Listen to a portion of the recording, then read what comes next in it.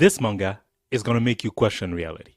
What's up, everybody? I'm Ricardo, and my wife Anna and I are reading manga one volume at a time, looking for the best stories.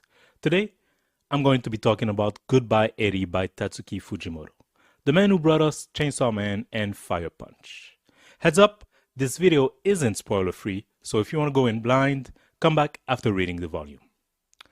I absolutely loved this manga. It's just one volume, it's pretty quick to go through, and let me tell you, that one volume had a bigger impact on me than some manga with 20 plus volumes. Goodbye Eri is about a boy named Yuta who films his dying mother at a request and uses the footage to make a movie after her death. The movie and its explosive ending are mocked by most of his school, but Eri, her girl who watched the movie and loved it, encourages Yuta to keep making movies. So the two of them begin working on a movie together, in which Eri, who's also dying, will star.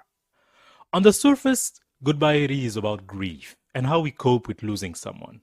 But more than that, it's about memory, how we remember people, and how unreliable memory becomes when we start shaping it, editing it, like a scene in a movie.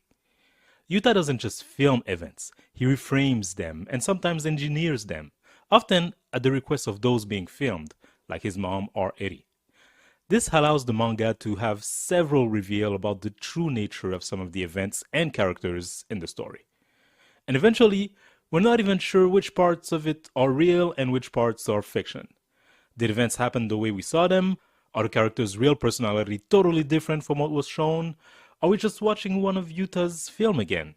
Which, by the end, I think that was the case. The entire manga is probably just the final cut of his movie, but we can't be sure. And that's the genius of this manga.